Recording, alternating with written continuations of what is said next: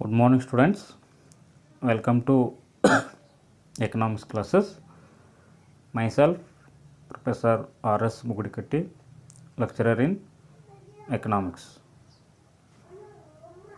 Today, we will going to discuss about basic concepts of national income.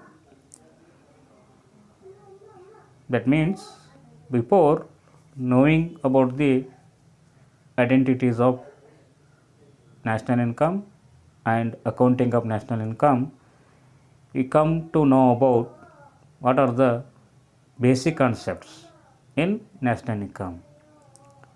In national income accounting, we come across certain concepts which are discussed as follows. In that, first one, final goods.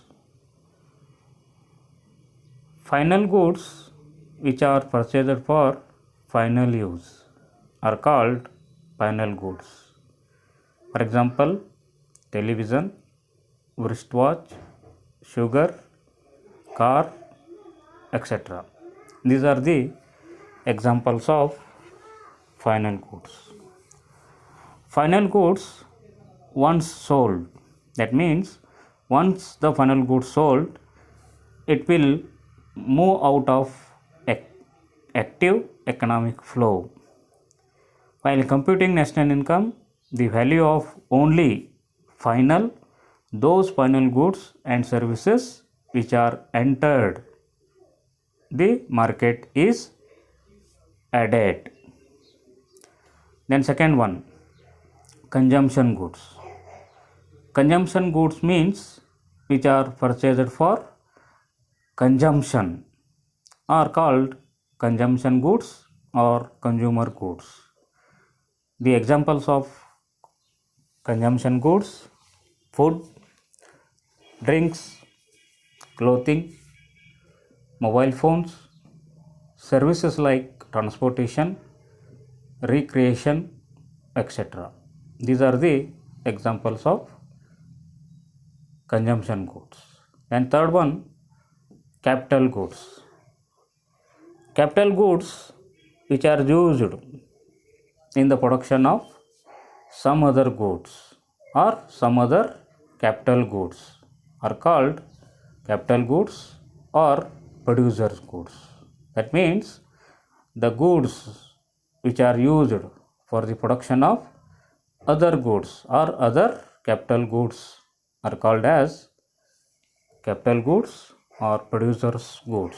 For example, factories, machinery, tools, equipments, trucks, roads, tillers, etc. These are the used for the production of some other goods. That's why these are called as capital goods. Then next one, intermediate goods. Intermediate goods are the goods which are produced by some other producer and used by some other producer as material input.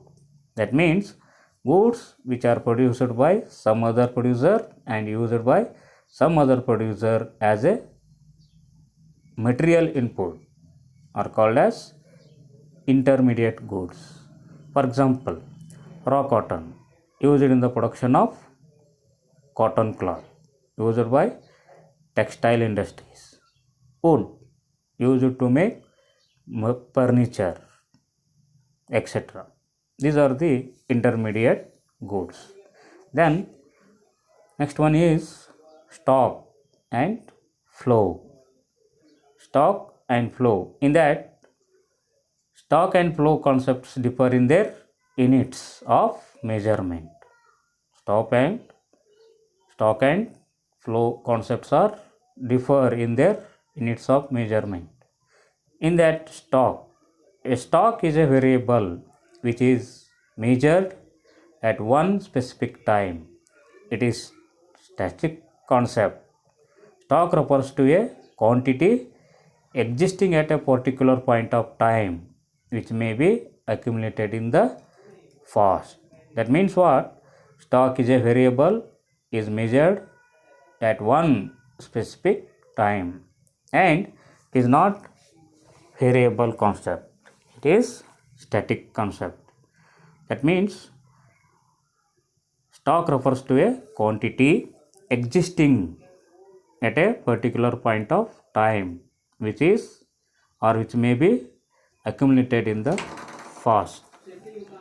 Then the total number of machines in a factory, say on 31st December, is a stock. That means 31st December is a particular point of time. In that particular time, what is the amount of the goods or the other capital goods are existed that are called as the stock. Then flow variable is measured over an interval of time. That means it is changing variable. Flow is a changing variable. Therefore, flow would be measured per unit of time. Per unit of time, we people are going to measure the flow. For example, say a year. Say a year. That means what? In the 2020, what is the goods flows? That means flows are thus additions made to the stock. Flow is a dynamic concept. Dynamic concept, that means what? That is changeable. Then next one is depreciation cost. That part of final goods which consists of capital goods forms gross investment. Capital goods includes factory buildings, machines, tools, spare parts, roads, railways, etc. In that, but all the capital goods produced in a year cannot be considered as an addition to the existing stock of capital goods. This is because a significant part of it goes on replacement of existing worn out capital goods. Such capital goods are not an addition to the existing capital. Therefore, their value should be deducted from gross investment to arrive at net investment. Such deduction is called depreciation. That means what? What are the capital goods we people are going to use it in the production process? After some time, they are going to depreciate. That's why you have to keep some amount of money kept aside. That amount is called depreciation cost. Therefore, net investment is equal to gross investment minus depreciation cost. Thank you.